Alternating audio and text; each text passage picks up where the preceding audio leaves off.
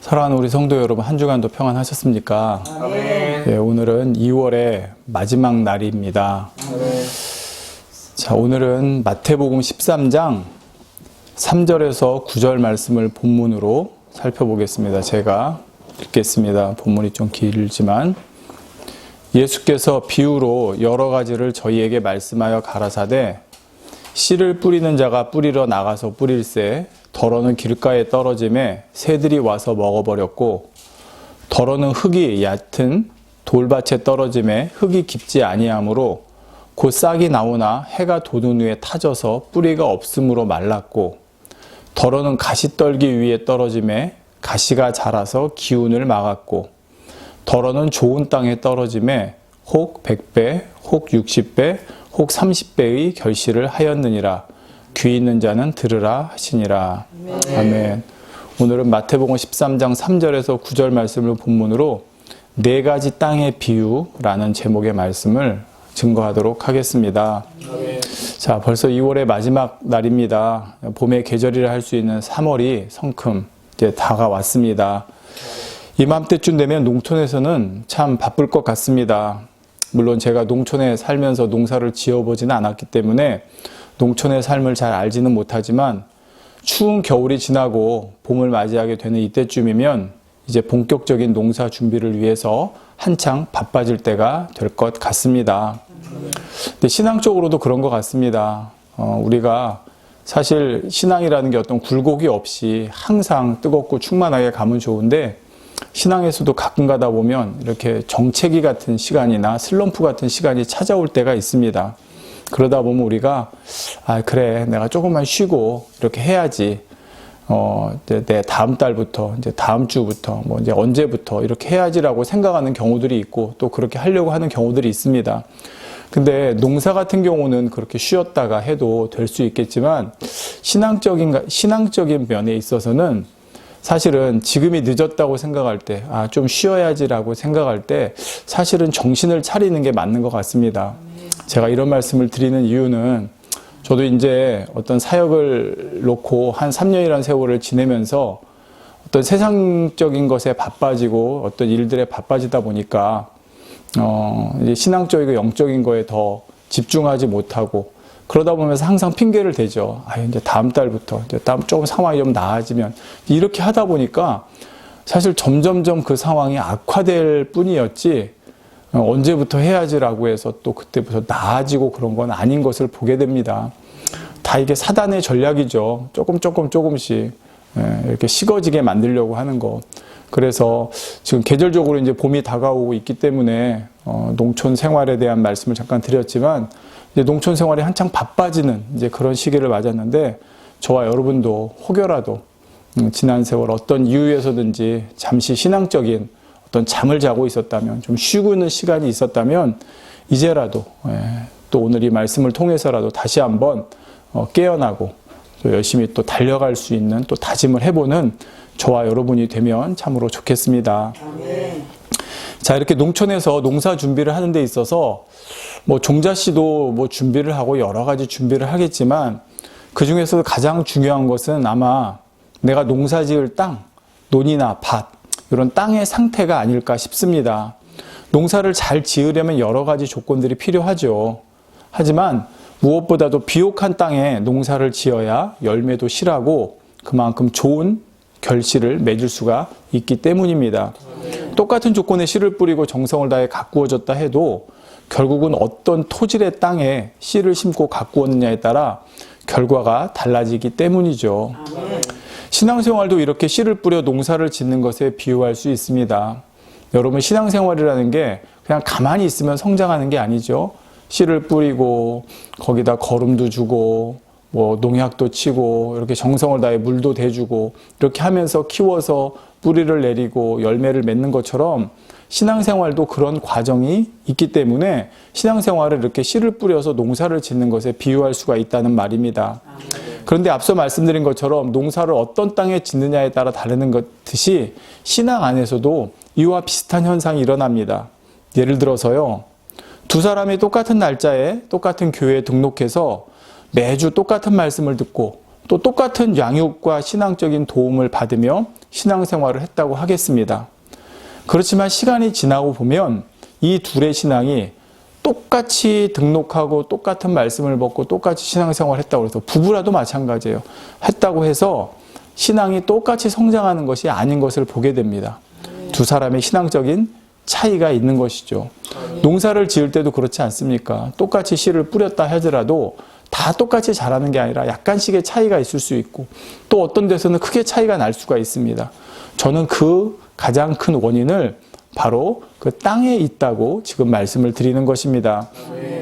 오늘 본문에서 바로 이러한 차이가 생기는 원인을 길가, 돌밭, 가시떨기밭, 기름지고 비옥한 땅 이렇게 네 가지 땅의 비유로 설명을 해주고 있습니다.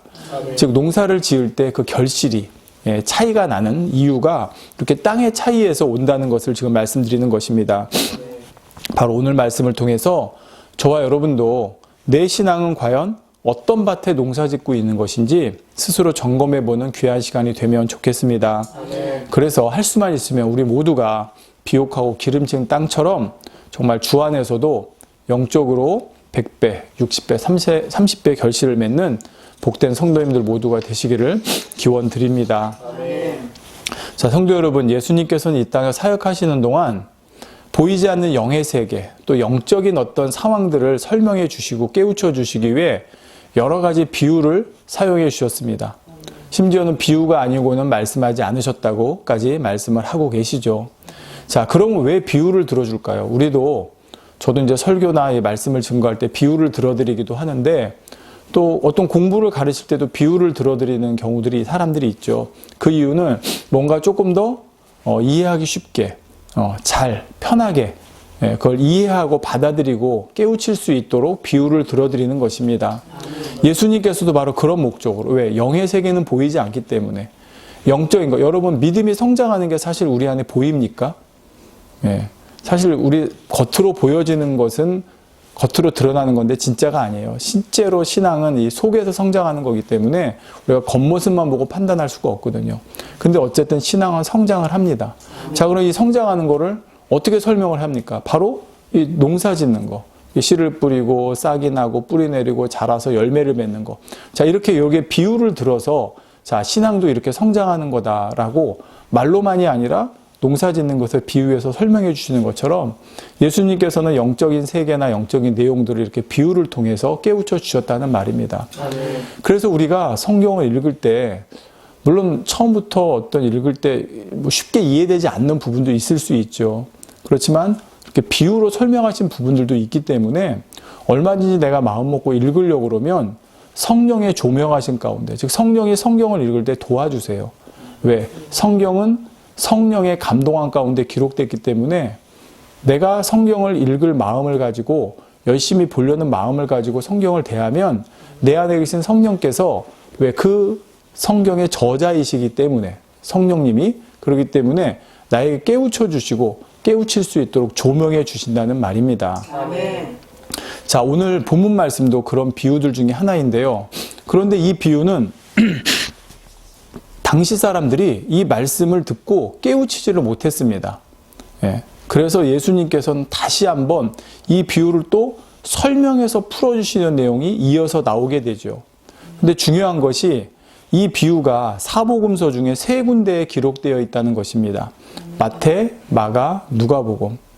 이 네 가지 복음을 공관복음이라고 하는데 거기 보면 공통적으로 기록된 내용들도 있고요. 또 그 책에만 기록된 내용들도 있습니다. 물론 각각의 의미가 있겠지만 저는 이렇게 마태, 마가, 누가복음 세 군데에 똑같이 이 비유가 약간씩 단어의 표현은 다를 수 있지만 기록된 걸 보면 저는 이 비유가 신앙생활에 있어서 그만큼 중요하기 때문이라고 생각합니다. 여러분 우리 학교 다닐 때 참고서 같은 거 보잖아요. 저희 때는 동아전과, 표준전과라는 게 있었어요.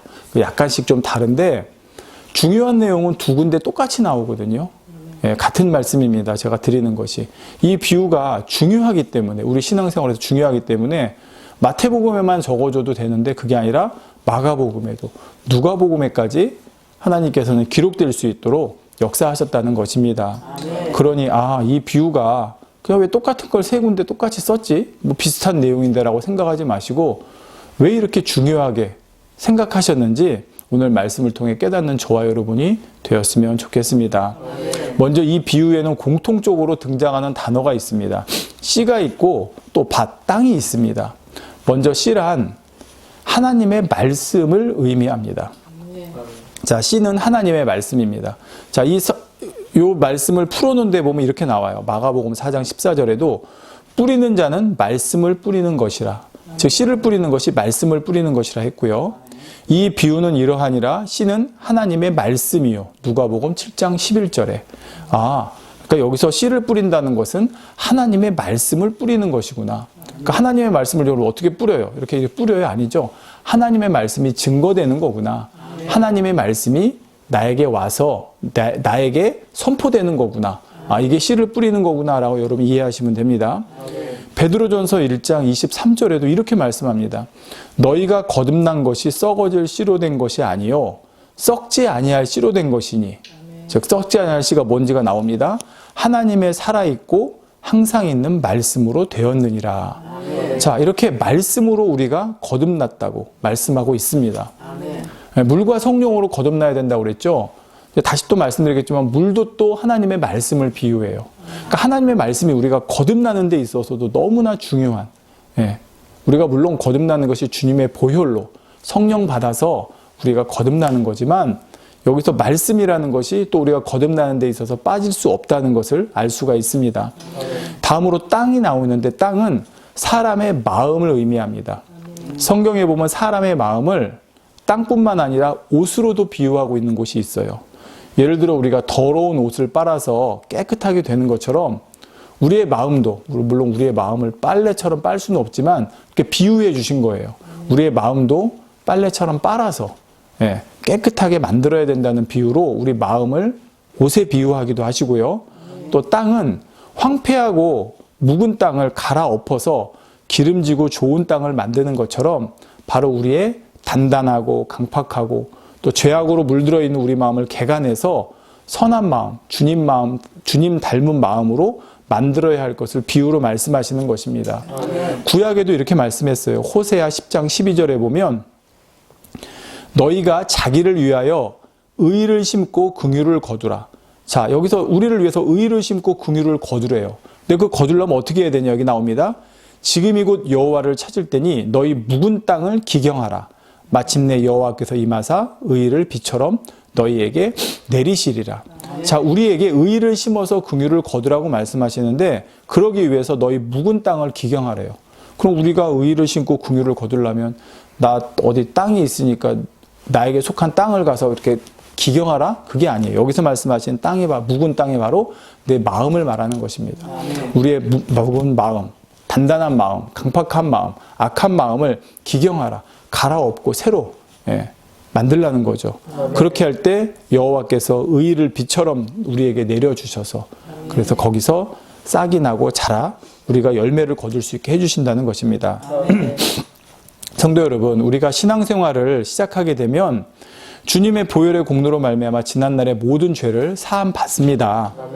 하지만 그렇다고 해서 우리 마음이 그 순간 갑자기 다 깨끗해지고 새로워지는 것은 아닙니다.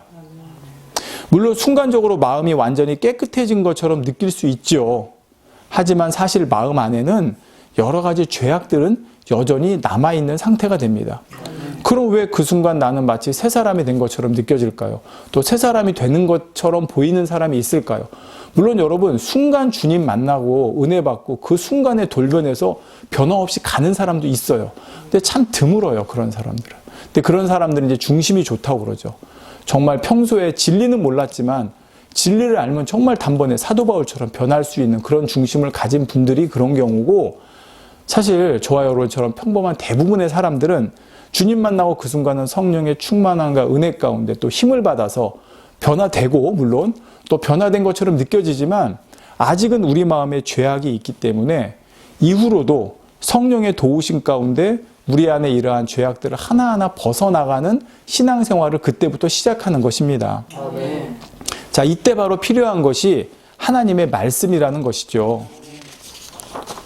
성경에는 하나님의 말씀을 앞서 말씀드렸듯이 물로도 비유하고 있는데 물이 더러운 곳을 씻어내는 것처럼 하나님의 말씀으로 마음의 더러운 것들을 씻어내야 하기 때문에 또 하나님의 말씀을 물에도 비유하고 있습니다. 에스겔 36장 25절에 맑은 물로 너희에게 뿌려서 너희로 정결하게 하되 했습니다. 물을 뿌려서 우리를 정결하게 하되. 여러분 물론 우리가 물을 뿌려서 샤워하고 하면 깨끗해진 것처럼 느낄 수 있죠. 그렇지만 하나님께서 우리 보고 목욕하고 샤워하고 씻어서 겉을 깨끗이 하라고 이 말씀을 주신 게 아닙니다. 이어지는 나오죠. 곧 너희 모든 더러운 것에서와 모든 우상을 섬김에서 너희를 정결하게 할 것이며 했습니다. 여러분 물로 씻어서 우리 모든 더러운 것이 어떤 오물이 묻은 걸 말씀하는 거예요. 그게 아니에요. 우리 마음에 있는 죄악을 말씀하시는 거고 우리가 하나님을 떠나서 세상적인 것, 우상을 섬겼던 것을 말씀하는 것입니다. 바로 이것을 뭘로 씻으래요? 맑은 물로 뿌려서 씻으라고 합니다. 즉 하나님의 말씀입니다. 또 히브리서 10장 22절에도 우리가 마음의 뿌림을 받아 양심의 악을 깨닫고 몸을 맑은 물로 씻었으니, 그러니까 몸을 맑은 물로 씻는다는 것이 여기서도 우리가 그냥 어떤 깨끗한 물로 겉을 씻는다는 것이 아니라 바로 마음에 있는 그 양심에까지 정말 죄악으로 물들어 있는 이 마음에 있는 것을 우리가 하나님 말씀으로 씻어내자는 것입니다. 그래서 참마음과 온전한 믿음으로 하나님께 나아가자 말씀하고 있습니다. 자, 또 말씀이 우리 신앙생활에 있어서 중요한 이유는요. 말씀이 없이는 믿음이 성장할 수 없습니다. 자, 말씀이 우리를 거듭나게도 하지만 거듭난 이후에도 여러분 비유를 들어서 죽어가는 사람이 물 한 잔 마셨습니다. 갈증이 해소됐어요. 야, 살았다 했습니다. 근데 그걸로 끝나고 그 이후로도 계속 물을 안 마시고 살 수 있나요? 아니죠. 물은 또 계속 마셔야 돼요. 똑같습니다. 정말 죽어가던 저와 여러분이 이 물로써 하나님의 물과 성령으로 거듭나는 체험을 했습니다. 그러면 다 이제 거듭났으니까 끝났다가 아니라 이후로도 물을 계속 마셔야 돼요. 여러분 요즘 그렇잖아요. 미세먼지도 많고 막 이래서 물 자주 마시고 하루에 어떤 분은 1.5리터, 2리터를 마셔라 이런 분도 계신데 많이 마실수록 좋다고 하지 않습니까? 영적으로도 마찬가지예요. 물을 많이 마시고 또 요즘같이 미세먼지 많고 이럴 땐 또 자주 씻어야 되잖아요. 우리 피부에나 이런 데. 그런 거 좀 물로 씻어내야 됩니다. 자, 그런 것처럼 물이라는 게 정말 우리 신앙생활에서도 말씀이라는 게 너무나 중요한데 거듭날 뿐만 아니라 우리 신앙이 성장하기 위해서도 말씀이 필요하다는 것입니다. 로마서 10장 17절에 그러므로 믿음은 들음에서 나며 들음은 그리스도의 말씀으로 말미암았느니라 하고 있죠. 성도 여러분, 중세시대를 흔히 신앙의 암흑기라고도 말을 합니다. 근데 그 이유가 무엇일까요? 가장 큰 이유가 바로 성도들에게 그 당시엔 말씀이 없었습니다. 지금 우리가 성경책을 다 들고 성경을 볼 수 있지만 그 당시에 성경은 몇몇 소수 성직자들이 독점하고 있었고요. 또 그것이 일반 백성들이 읽을 수 있는 글로 해석돼서 지금처럼 각 나라 말로 번역돼서 나온 것도 아니었습니다. 또한 백성들이 문맹률이 높았기 때문에 설령 준다 하더라도 읽을 수가 없었어요. 그러니까 가장 중요한 게 뭐냐? 그 암흑시대에는 바로 말씀이 부재했다는 것입니다. 성도들에게 말씀이 없으니까 그 말씀을 독점하고 있는 일부 성직자들이 그 말씀을 자기 유익에 따라 변질시키고 왜곡시켜서 자기 유익에 따라 그 말씀을 사용하는 일들이 또 생겼던 것이고요. 그러니 백성들은 하나님의 말씀이 없어서 무엇이 바른 신앙생활인지도 모르고 또 믿음이 성장할 수도 없는 상태에서 일부 잘못된 성직자들에 의해서 그 말씀이 왜곡된 대로 쫓아가다 보니까 정말 중세시대에 신앙적인 암흑기가 올 수밖에 없었다는 사실입니다. 이처럼 말씀은 신앙생활에 있어서도 매우 중요하다는 사실입니다. 여러분 제가 이 말씀을 계속 드리는 게 농사 지을 때 씨가 중요하잖아요. 지금 그런 의미에서 여러분 들어주세요. 오늘날 교회만 나가면 교회 자리에만 앉아있으면 믿음이 성장하고 신앙생활 하는 것이라고 잘못 생각하는 경우가 있는데 비록 오랜 세월 교회에 다녔다 해도 그 안에 말씀이 없으면 신앙 안에 제대로 설 수가 없다는 사실을 알아야 됩니다. 그것이 바로 지금 최근 1년여간의 코로나 시대를 통해서 여실히 드러나고 있습니다. 무슨 얘기입니까? 교회를 5년, 10년, 15년 다녔고 정말 깐난장이부터 아동주일학교부터 학생주일학교부터 다녔다 할지라도 그 안에 말씀이 없으니 이런 코로나 시대라고 하는 시험이 왔을 때 좀 이따 이제 돌밭에서도 말씀드리겠지만 이런 시대가 왔을 때 정말 하나님과 멀어지고 하나님으로 떠날 수밖에 없는 왜 말씀이 없으니 여러분 생각해 보세요. 땅이 있어도 씨를 뿌리지 않았는데 거기서 어떻게 결실이 맺어집니까? 열매가 나올 게 없잖아요. 그 씨를 뿌리지 않았으니까 열매를 거둘 게 없으니까 먹고 살 수가 없잖아요. 똑같은 거예요. 신앙적으로도. 내가 그동안 말씀을 뿌리지 않았기 때문에 영적으로 보면 지금처럼 이렇게 가뭄의 시기가 왔을 때 먹을 게 없는 거예요. 왜? 씨를 뿌리지 않아서. 내 밭에 씨가 없고 자라지 않았기 때문에 결실을 얻을 수가 없는 겁니다. 그러다 보니 많은 사람들이 교회를 떠나고 지금 우리나라 기독교인의 비율이 여러분 한때 우리나라 기독교인의 비율이 20%까지라고 할 정도로 우리나라 인구가 1,000만이 넘는 사람이 그리스도인이라고 할 정도로 그런 시대가 있었거든요. 지금 여러분 통계에 의하면 10% 미만이라는 얘기가 나오고 있습니다. 이것도 어떻게 보면 많이 봐서일 거예요. 그러니까 얼마나 여러분 심각합니까? 저는 그 중에 가장 큰 이유 중에 하나가 바로 말씀이 없기 때문이 아닌가라고 생각을 합니다. 그러니 우리 성도님들 열심히 하나님 말씀을 주야로 묵상하고 또 익혀야 되지 않겠습니까? 자, 그리고 처음에는 아까 말씀드린 것처럼 이해가 잘 안 될 수 있지만 내가 읽고 또 읽으려고 노력하고 가까이 하려고 하다 보면 성령께서 깨우쳐 주시고 조명해 주세요. 그런 걸 체험하는 저와 여러분이 되면 좋겠습니다. 자, 이렇게 해서 사람의 마음을 아까 밭이라고 그랬죠. 땅이라고 그랬죠. 자, 사람의 마음에 하나님의 말씀, 즉 씨가 심어지는 것을 오늘 이 본문에서는 4가지 종류로 설명하고 있습니다. 그것을 바로 땅의 종류에 따라 4가지로 설명하고 있습니다. 지금부터 하나하나 설명하겠는데 오늘 아마 다 못할 것 같습니다. 그러니까 시간 되는 데까지 설명을 하도록 하겠습니다. 첫 번째, 길가에 땅이 있습니다. 자, 여러분 길가의 땅은 뭡니까? 사람들이 지나다니면서 길가에 논이 있으면 그 논과 논 사이에 이렇게 뚝같이 생긴 데가 있죠.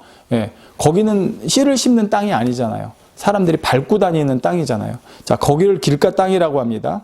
길가 땅은 사람들이 지나다니면서 하도 밟고 다녀서 단단해진 땅입니다. 사실 이런 땅에는 농부가 씨를 뿌리지 않죠. 설령 거기에 잘못 씨가 뿌려졌다 해도 어떻게 됩니까? 물론 그 중에 한두 개 날 수는 있겠지만 대부분 뿌리를 박고 내릴 수가 없기 때문에 싹이 날 수가 없습니다. 그런데 오늘 본문에 예수님께서는 아예 이렇게까지 말씀하세요. 자, 이런 땅, 길가에 떨어진 씨는 뿌리를 내리기도 전에 이미 새가 와서 먹어버렸다고 말씀을 합니다. 자, 가뜩이나 뿌리를 내려서 싹을 틔우기도 힘든 땅이고, 거기 우연치 않게 많은 씨가 뿌려져가지고 한두 개 나면 그나마 감사할 것 같은데, 여기서는 아예 그 씨를 새가 와서 먹어버렸다고 합니다.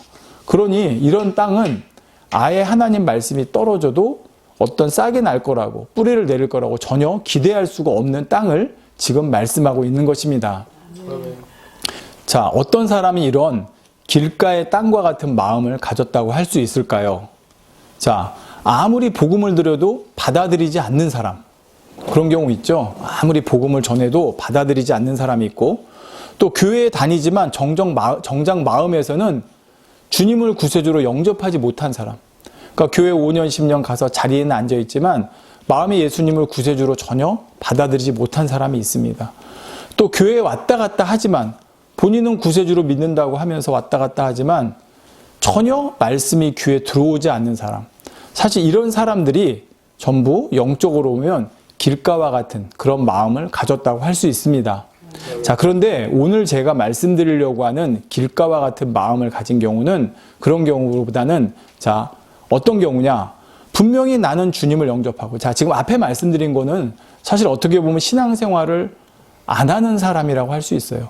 그냥 문의는 신앙생활을 하는 것처럼 보이지만 안 하는 경우를 드렸는데, 자, 오늘 제가 말씀드리려고 하는 길가에서 주된 핵심은 뭐냐면, 나는 하고 싶어요.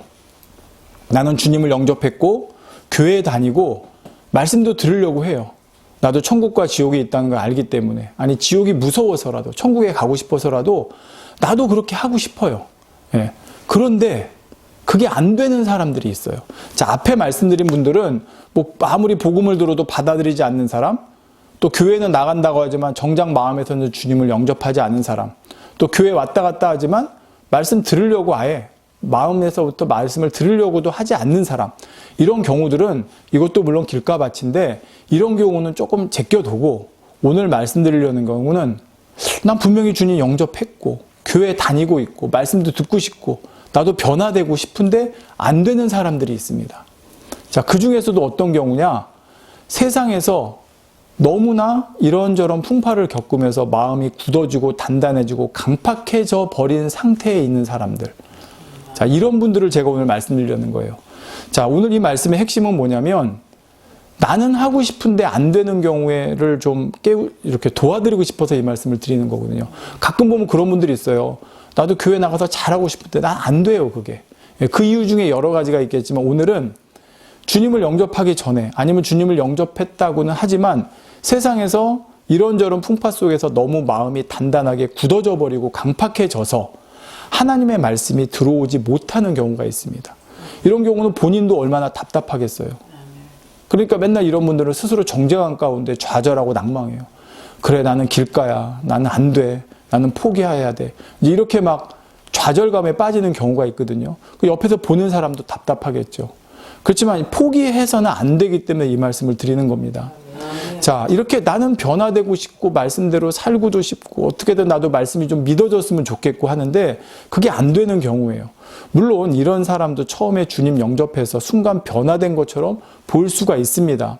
예를 들어 여러분 길가에도요, 비가 오게 되면 땅이 촉촉해지고 말랑말랑해질 때가 있지 않습니까? 자, 그런데 촉촉해지고 말랑말랑해진 그 땅을 그냥 가만히 놔두고 또 며칠 지나면 어떻게 됩니까? 다시 또 단단한 길가와 같은 땅이 되고 말지 않습니까? 자, 이런 것처럼 길가와 같은 마음을 가진 사람은 예수 그리스도를 영접하면서 순간 어떤 변화될 수 있는 힘을 받았다 해도 계속해서 땅을 갈아엎어주는 이런 노력이 있지 않으면 다시 예전으로 돌아가기가 쉬운 사람을 말합니다. 자, 여러분 그렇다고 해서 이게 누구는 당신은 길가밭입니다 이렇게 말씀을 드리려는 게 아니라 어떻게 보면 저와 여러분도 마음 중에 보면 다 길가와 같은 그런 요소들이 다 있어요. 그러니까 이 말씀을 나에게서도 한번 적용해 봤으면 좋겠습니다.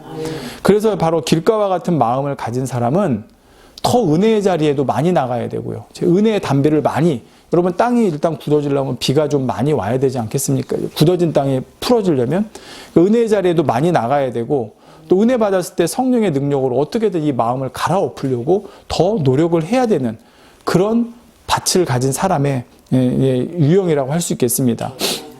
자, 그러면 내가 길가와 같은 마음을 가진지는 어떻게 알 수 있을까요? 일단 길가와 같은 마음을 가졌으면 나도 말씀을 좀 듣고 싶고 들으려고 노력하는데 마음에 와닿지를 않는 경우가 많습니다. 즉 하나님의 사랑을 얘기해요. 주님의 사랑을 얘기해도 세상에 그런 사랑이 어디 있어? 정말 그런 사랑이 있을까? 자꾸 의심이 드는 거예요. 또 하나님의 말씀에 나 잘해줘라, 섬겨라, 달라하면 주라, 베풀어라 이런 말씀을 들으면 자꾸 그렇게 해서 이 세상에도 어떻게 살아남아. 아까 말씀드렸죠. 길가는 세상에서 이런저런 풍파를 겪으면서 배신도 당하고 아픔도 당하고 고통도 슬픔도 실패도 여러 가지를 겪으면서 마음이 나도 모르게 점점점 단단해지면서 굳어진 거예요. 그러다 보니까 우리를 위한 하나님의 사랑, 주님의 사랑을 얘기해도 아멘하고 믿고는 싶은데 한쪽 마음에서는 세상에 그런 사랑이 있을까? 의심이 되기도 하고 또 성경에서 여러분 낮아져야 됩니다. 섬겨야 됩니다. 베풀어야 됩니다. 상대를 위해 희생해야 됩니다. 그러면 그렇게 해서 이 세상 어떻게 살지? 또 이런 마음이 들기도 하는 거죠. 그러다 보니까 이 말씀 걸리고 저 말씀 걸리는 것입니다. 그러다 보니까 결국은 말씀을 들으려고 해도 아까 이런 잡념이 몰려오고 졸음이 몰려오고 그래서 하나님 말씀이 귀에 들어오지 않게 하는 거죠. 그러니 어떻게 합니까? 가서 말씀을 들어도 결국 이렇게 잡념과 내 생각과 싸우다가 결국 졸아버리고 딴 세상, 저 세상으로 삼천포로 빠지고 바로 이것을 새가 와서 씨를 먹어버린 것이라고 말씀하고 있는 것입니다. 예수님은 이 비유를 풀어주시면서 여기서 새를 악한 자 또는 사단이라고 말씀하셨습니다. 성도님들, 원수마귀 사단도 성도들이 말씀을 들으면 변화된다는 것을 압니다. 그래서 그들의 최고의 목표는 아예 성도들이 말씀을 듣지 못하도록 하는 것입니다. 그래서 예배드리기 전에 여러분 사단이 역사하는 경우가 많아요. 그러니까 예배드리기 전에를 좀 주의해야 되는 게 왜? 내 은혜 충만해서 예배드리러 가면 말씀이 잘 들어올 거 아니에요. 여러분 생각해 보세요. 내 마음에 하나님 말씀이 떨어져야 되는데 은혜가 충만해요. 무슨 얘기입니까? 땅이 말랑말랑해진 상태로 가는 거예요. 그럼 하나님 말씀이 더 쏙쏙 잘 들어오잖아요. 그렇기 때문에 원수마귀는 예배 드리러 가기 전에 이런저런 방해를 하는 거예요. 예배 가지 못하도록, 예배 가면서 다툼이 일어나도록, 이런저런 불화가 일어나도록 그렇게 만드는 것입니다. 그렇기 때문에 우리가 그런 것이 왔을 때는 지금 내가 오늘 하나님의 말씀으로 내 마음의 힘으로 가는데 이 사단이 이걸 알고 방해하는구나. 이렇게 여러분 깨우치면 돼요. 또 이런저런 졸음이나 피곤이나 잡념이나 육신의 생각도 사단이 주는 거예요. 왜? 하나님 말씀을 제대로 들으면 변화되고 내 마음에서 열매 맺혀서 결실을 하기 때문에 그러지 못하도록 아예 씨가 심어지지 못하도록 하는 거죠. 여기에 대해서 마가복음, 누가복음은 이렇게 말씀합니다. 말씀이 길가에 뿌리웠다는 것은 이들이니 곧 말씀을 들었을 때 사단이 와서 즉시 와서 저희에게 뿌리운 말씀을 빼앗는 것이요. 그러니까 사단이 빼앗아 간대요. 그러니까 하나님 말씀을 들을 때 바로 받아야 되는데 이게 맞아? 이게 맞는가? 이런 게 있을까? 그러면 이미 사단이 와서 그 말씀을 빼앗는 거예요. 또 길가에 있다는 것은 말씀을 들은 자니 이에 마귀가 와서 그들로 믿어 구원을 얻지 못하게 하려고 말씀을 그 마음에서 빼앗는 것이요 했습니다. 자, 여기 나오죠? 말씀을 들으면 그들로 믿어 구원을 얻기 때문에 그들로 믿어 구원을 얻지 못하게 하려고 말씀을 빼앗아 간다고 했습니다. 그럼 여러분 말씀이 얼마나 중요합니까? 나 하나님 믿어요. 교회 나가서 앉아 있는다고만 되는 게 아니라 말씀이 내 안에 들어와야 된다는 것입니다. 자, 이렇게 말씀이 내 마음에 심어지지 못하면 구원조차 받지 못할 수 있다는 것을 우리 주님께서도 비유로 말씀해주고 있는 것이죠. 일단 말씀이 마음에 들어와야 말씀이 역사하여 변화를 일으키는데 아예 말씀 자체가 들어오지 못하니 어떻게 믿음이 생길 수 있겠습니까? 계시록 3장 20절에도 볼지어다 내가 문 밖에 서서 두드리노니 누구든지 내 음성을 듣고 문을 열면 내가 그에게로 들어가 그로 더불어 먹고 그는 나로 더불어 먹으리라 하셨습니다. 자, 마찬가지예요. 우리 주님께서 내 마음에 들어오시려고 그러는데 마음 문을 열어드리지 않으면 못 들어오시잖아요. 자, 말씀이 내 마음에 떨어져서 싹이 나고 뿌리 내려서 열매 맺어야 되는데 아예 심어지지 않으니 어떻게 우리 주님이 들어오실 수 있겠습니까? 그러므로 우리는 하나님의 말씀이 내 안에 들어오지 못하도록 방해하는 이 사단이 와서 내 말씀을 빼앗아가지 못하도록 꼭 해야 된다는 것입니다. 자, 그러려면 하나님 말씀을 우리가 들을 때 아멘으로 받아야 됩니다. 내가 듣고 싶은 말씀, 내가 원하는 말씀만. 여러분, 그러니까 교회 가면 그러잖아요. 졸다가도 여러분 축복받으세요. 그럼 아멘. 여러분 형통하세요. 그럼 아멘. 자, 다른 말씀은 듣지 않고 내가 축복받고 형통하려면 어떻게 해야 되는지에 대한 말씀을 앞에 하셨는데 그 말씀은 듣지 않고 여러분 축복받으세요. 형통하세요. 그럼 거기만 아멘 한다는 거예요. 그거는 하나님 말씀이 내 안에 심어진 게 아닙니다. 또 하나님 말씀을 내 생각에 맞춰서 내가 원하는 대로 듣고 받아들이는 거. 이것도 문제죠. 하나님 말씀에 씨가 있을 때 씨가 온전히 하나가 심어져야지 씨가 반으로 잘라져서 심어지면 싹이 납니까? 아니죠. 안 되죠. 또 하나님의 씨가 온전히 심어져야지 이 씨가 훼손되거나 아니면 썩어가지고 심어지면 이게 나겠습니까? 아니죠. 하나님 말씀 있는 그 자체로 우리가 받아야 되는 것입니다.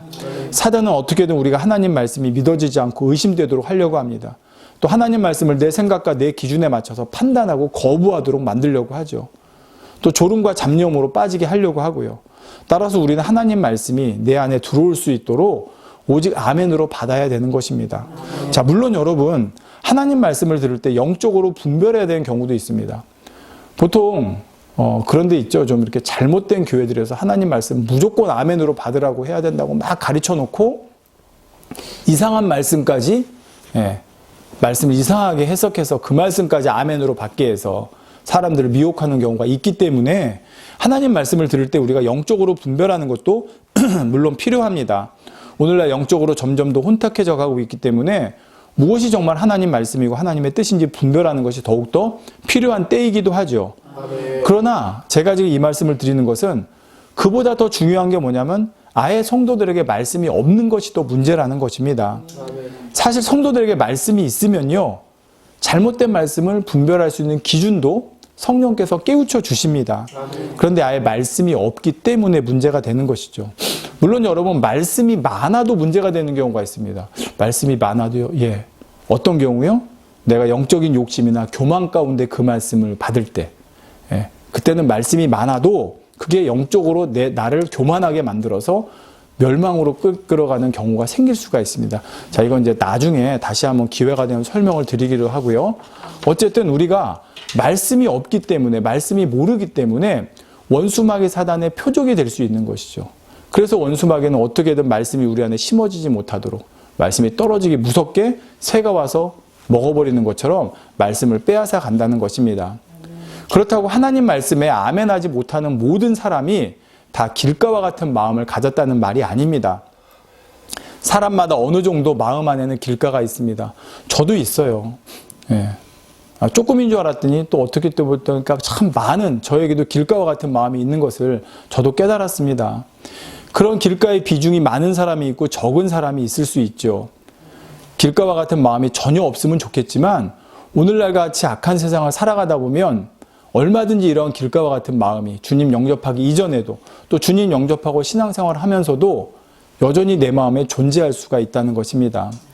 그러므로 하나님 말씀에 아멘하지 못하게 하는 것이 무엇인지 깨닫는 것이 중요합니다. 그리고 하나님 말씀이 내 마음에 뿌려질 수 있도록 하나님 말씀을 아멘으로 받고, 그러려면 내가 어떻게든 하나님 말씀을 더 열심히 대하고 읽고 듣고, 그러면서 내 안에 성령께서 조명해 주시는 분별의 능력이 또 생길 수 있도록 이렇게 해나가야 된다는 사실을 저와 여러분 꼭 기억하시기를 부탁드리겠습니다. 자, 그럼 이 길가와 같은 분은 어떻게 해야 된다고요? 아까 앞에서 잠깐 그 답을 말씀드렸죠. 열심히 은혜의 자리 나가야 돼요. 아, 내가 길가와 같은 마음이 있구나. 그러면 여러분, 길가와 같은 마음이 있으니까 그냥 하늘에서 비 떨어져가지고 촉촉해질 때까지 기다리는 게 아니라 내가 가서 물을 붓고 어떻게든, 그럼 마치 내가 하는 것처럼 말씀을 드릴 수가 있는데 내가 하라는 게 아니에요. 여러분, 나는 할 수 없어요. 물론. 그렇기 때문에 성령께서 도와주셔야 돼요. 자, 근데 제가 이렇게 성령께서 도와주셔야 된다고 말씀하면 이런 말씀을 하시는 경우가 있어요. 결국 성령께서 도와주셔야 하면 난 할 게 없네? 그럼 나는 가만히 있으면 되나? 그럼 가만히 있어야 되겠네? 이렇게 말씀하시는데 그게 아닙니다. 여러분, 내가 만약에 물에 빠졌어요. 제가 만약에 물에 빠졌어요. 전 수영도 못해요. 방법도 몰라요. 그러니까 나는 물에 빠졌구나. 난 수영 못하는구나. 그러니까 나는 이제 그냥 죽을 수밖에 없구나. 가만히 꼬르륵 죽으면 죽어야 돼요? 아니죠. 그거 할 수 있는 게 뭐예요? 소리칠 수 있잖아요. 도와주세요 하잖아요. 내 힘으로는 나올 수 없지만 도와주세요 그러면 누군가 듣고 도와줄 수 있잖아요. 우리가 성령께서 우리를 도와주셔야 된다는 말이 이런 뜻이에요. 성령께서 나를 도와주셔야 되니까 나는 할 수 없어요. 나는 할 수 없으니까 성령님 도와주셔야 되니까 나는 아무것도 안 하고 가만히 있으라는 게 아니에요. 그거는 정말 성령님께 도움을 구하는 자세가 아니에요. 저도 예전에 잘못 생각한 적이 있었어요. 그래, 나는 아무것도 할 수 없어. 아버지가 도와주셔야 되고 성령이 도와주셔야 되고 성령이 능력 주셔야 돼. 그러니까 내가 뭘 해? 나는 할 수 없어. 그리고 어떤 분들은 또 그렇게 말씀을 하시는 분도 있어요. 여러분, 우리가 할 수 있는 거 없어요. 성령께서 알아서 다 해주세요. 물론 우리가 물에 빠졌을 때 누군가 지나가다가 보고 구해줄 수는 있어요. 그렇지만 여러분, 그게 아니라 내가 물에 빠졌으면 허우적이라도 일단 돼야 되는 거고, 그래야 첨벙첨벙 소리도 나야 누가 돌아보게 하는 게 아니겠습니까? 그리고 또 도와주세요, 살려주세요 소리를 질러야죠. 그래야 누군가 듣고라도 와서 구해줄 거 아니에요. 성령께서 우리를 도와주셔야 되고 성령의 능력으로 우리가 변화되는 게 맞습니다. 그렇지만 우리도 해야 될 부분이 있다는 걸 지금 말씀드리는 거예요. 바로 은혜의 자리 나가야 되는 것이고, 더 말씀을 우리가 대하려고 해야 되는 것이고, 또 하나님 말씀을 들을 때 내 생각 가운데 싸우지 말고 아멘으로 받으려고 하는 것이고, 여러분, 그럴 때요, 내 생각이 안 맞아도 아멘으로 받으면 그 말씀이 하나님의 역사 가운데 이게 정말 참이구나, 정말 이렇게 되는구나 라고 체험할 수 있도록 아버지 역사해 주세요. 그래서 또 내 생각이 깨지는 경우들도 있거든요. 그러니까 다양한 경우들이 있습니다. 그러니까 오늘 제가 말씀드리고 싶은 것은 내 안에 길가와 같은, 나는 5년, 10년, 15년 교회 다녀도 이렇게 우리 주님의 사랑이, 아버지 사랑이 내 마음에 이렇게 와닿질 않지? 왜 이렇게 나 아직도 말씀을 들을 때 걸리는 말씀들이 많지? 그건 그만큼 내가 행해보지 않았기 때문이에요.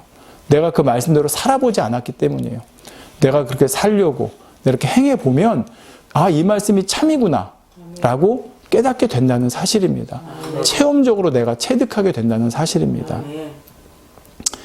자, 이제 두 번째로 살펴볼 땅이 돌밭인데 시간이 좀 많이 지나서 여기부터는 다음 시간에 살펴보도록 하고요. 결론을 제가 말씀을 드리겠습니다. 성도 여러분, 농부가 농사를 지을 때 가장 먼저 하는 작업이 땅을 고르는 작업일 것입니다. 단단하고 굳은 땅은 갈아엎을 것이고 뭐 돌멩이나 가시가 있으면 골라내겠죠. 농부는 가능하면 땅을 부드럽게 갈아엎으려고 할 것이고 작은 돌멩이나 가시나 불순물이라도 골라내려고 할 것입니다. 그런 후에 씨를 뿌려야 씨가 뿌리도 잘 내리고 깊게 내릴 수 있기 때문이죠. 신앙생활도 이와 똑같다는 사실을 꼭 기억하는 저와 여러분이 되었으면 좋겠습니다. 씨가 심어져야 되는데 심어질 수 있는 밭의 준비가 안 되어지면 어떻게 되겠습니까? 길가와 같은 마음이 있다 그러면 당연히 갈아엎어야 될 것이고, 또 다음 시간에 말씀드리겠지만 돌이나 가시가 있다 그러면, 불순물이 있다 그러면 걸러내야 합니다. 물론 이것이 우리 힘으로는 안 됩니다. 성령께서 도와주셔야 되고 성령의 능력을 힘입어야 됩니다. 그렇다고 나는 할 수 없으니 가만히 있으라는 말이 아니죠. 내가 정말 할 수 없다는 걸 인정할 때, 그때 우리는 아버지께 구해야 되는 것입니다. 더욱더 성령님께 의지해야 되는 것입니다. 이번 한 주간도 그렇게 사셨으면 좋겠습니다. 저는 요즘 입에 달고 삽니다. 어떻게 달고 사냐? 아버지, 전 아무것도 할 수 없어요. 도와주세요. 그러니까 어떻게 보면 입버릇처럼이라고 할 수 있지만 저는 입버릇처럼이라도 하고 싶어요. 그래서 늘 입에 달고 살아요. 아버지, 저 아무것도 못해요. 도와주세요. 정말 한 주간 사시면서 수시로 아버지께 구하시기 바랍니다. 정말 물에 빠진 간절한 절박한 심정으로 살려주세요, 이런 간절한 심정으로. 여러분, 물에 빠진 사람이 살려주세요 이렇게 얘기 안 하죠. 저기 누가 지나가는 거 보이면, 나를 도와줄 사람이 있는 것을 저기 알면 정말 목이 터져라 소리 지를 겁니다. 나 좀 봐주세요, 나 좀 살려주세요 라고 말입니다. 우리가 아버지께도 그래야 됩니다. 여러분, 저는 요즘 더욱더 느껴요. 정말 제 힘으로 제 능력으로 아무것도 할 수 없어요. 단 하나도 할 수 없다는 거. 여러분, 호흡하는 것도 정말 내 힘과 내 능력으로 하는 게 아닙니다. 아버지가 순간 내 심장 멈추게 하시면 가야 되는 거예요. 최근에 제가 어떤 성도님을 만난 적이 있습니다. 이 성도님이 최근에 크게 어떤 죽음의 고비까지라도 좀 넘기시는 상황이 있으셨던 것 같아요. 이분이 이런 말씀을 하시더라고요. 요단강 앞에 서보니까라고 하시더라고요. 모르겠어요. 그분이 어떤 환상을 보셨는지 아니면 꿈을 꾸셨는지 아니면 어떤 영감 가운데 말씀하셨는지 모르겠지만 그분이 내가 요단강 앞에 서보니까 정말 세상 너무나 다 헛되더라. 이런 말씀을 하시는 걸 제가 들어봤습니다. 어떻게 보면 신방처럼 제가 찾아갔는데 그 말씀을 들으면서 제가 다시 한번 은혜를 받고 왔습니다. 정말 이 세상 너무 짧고 순간이더라. 정말 요단강 앞에, 요단강이 여러분 영적으로 뭐예요? 요단강 넘으면 주님 품으로 가는 거잖아요. 그 요단강 앞에 서보니까 다른 거 아무것도 생각나는 게 없더라. 정말 인생 정말 헛되더라. 허무하더라. 그렇습니다. 우리가 정말 주님 앞에 서는 날 우리가 뭘 우리가 했다고 할 수 있겠습니까? 우리는 늘 그런 마음으로 살아야 된다고 생각을 합니다. 정말 순간순간 나는 할 수 없기 까닭에 정말 소리를 외치는 그런 절박한 심정으로 아버지 도와주세요. 아버지 제 길을 인도해 주세요. 아버지 깨우쳐 주세요. 아버지 이끌어 주세요. 아버지 도와주세요. 붙들어 주세요. 예. 저 마음에서 정말 길가밭인데 이 길가 뒤집고 싶은데 제 능력으로 안 돼요. 이 길가밭 뒤집어. 여러분, 나 길가밭이에요. 나 좀 어떻게 해주세요. 정말 이런 심정으로 그냥 가만히 나 길가밭이니까 나 길가밭이구나. 그냥 뭐 성령께서 도와주시겠지. 가만히 있으면 안 엎어져요. 아버지, 제가 길가밭이네요. 나 이 길가밭인데 내가 이렇게 5년, 10년, 15년 교회 다녀도 신앙도 성장 안 하고 말씀도 내 안에 들어오지 않고 믿어지지도 않고 변화도 안 되네요. 그렇지만 아버지, 정말 내 길가밭인 거 알았으니까 이제 좀 변화되고 싶습니다. 도와주세요. 깨우쳐 주세요. 성령의 능력으로 붙잡아 주세요. 아버지, 내 안에 이렇게 돌멩이가 많네요. 내 안에 이렇게 가시가 많네요. 나는 걷어낼 수 없으니까 성령님 도와주세요. 이렇게 구하라는 겁니다. 길가와 같은 내 마음을 발견했다면 그것을 갈아엎게 해달라고, 내 마음에서 돌멩이나 가시가 발견되면 그것을 빼내게 해달라고 말이죠. 그러면 농부 되시는 아버지께서 당연히 우리를 도와주십니다. 요한복음 15장에 나오죠. 아버지는 농부라고 그랬어요. 여러분, 농사 지을 때 좋은 열매 거두기를 가장 원하는 게 누굽니까? 농부죠. 예. 농부가 그걸 가장 원해요. 근데 아버지가 농부시래요. 그러니까 우리가 누구보다도 더 열매, 좋은 열매, 뿌리 내리고 싹 트고 좋은 열매 맺기를 바라시는 것은 농부인 우리 아버지세요. 농사가 가장 잘 되기를 바라는 것이 농부라는 것입니다. 아버지께서는 우리들이 땅에 뿌려진 씨가 깊게 뿌리 내리고 잘 자라 풍성한 열매 맺기를 간절히 원하고 계시다는 사실입니다. 그러니 우리가 도와주세요 할 때 왜 도와주시지 않으시겠습니까? 요한복음 15장 8절에 이렇게 말씀합니다. 너희가 과실을 많이 맺으면 내 아버지께서 영광을 받으실 것이요 너희가 내 제자가 되리라 말씀하셨습니다. 우리의 능력으로 과실을 맺는 건 아니지만 우리가 정말 아버지께 구할 때 성령이 저와 여러분에게 임하셔서 성령의 능력으로 도우심으로 우리가 정말 과실을 많이 맺어 아버지께 영광 돌리고 정말 주님의 제자가 될 수 있는 우리 모두가 되기를 희망합니다. 소망합니다. 하루하루 그러한 심정으로 살아가는 우리 모두가 되시기를 축원드리겠습니다. 주님의 이름으로 축원드립니다. 기도하십니다. 사랑이 좋으신 아버지 감사를 드립니다. 성경에 나오는 이 비유 말씀을 우리가 아마 여러 번 들었을 것이고 읽었을 것입니다. 그러면서 그래 길가 같은 사람 저건 누구 말씀이야. 야 저렇게 복음을 받아들이지 않을까. 야, 저렇게 변화되지 않고 있을까. 아버지 그렇게 남의 얘기로 생각할 때가 있었습니다. 그러나 다시 한번 이 말씀을 찬찬히 살펴보니 내 자신의 마음 안에도 많은 길가와 같은 땅들이 있음을 깨닫고 발견합니다. 아버지 그렇게 오랜 세월 진리의 말씀을 또 듣고 아버지 또 배우고 또 아버지 읽고 접했는데도 아직도 변화되지 않은 많은 부분들이 있는 것을 보게 됩니다. 그렇게 많은 씨가 내 마음에 뿌려졌는데 아직도 아버지 뿌리 내리지 못하고 싹을 틔우지 못하는 말씀들이 있는 걸 보게 됩니다. 그러나 아버지 이제라도 아버지 깨우쳐서 우리 성령님께 간절히 도움을 구합니다. 아버지께 구합니다. 도와주시옵소서.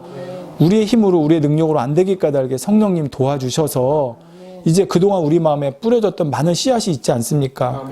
아버지 저 해외 토픽 같은 뉴스에 보니까 2000년 전에 뿌려졌던 아버지 그런 씨가 지금 발견됐는데 그것을 심었더니 거기서 아버지 싹이 났다는 그런 뉴스도 들어봅니다.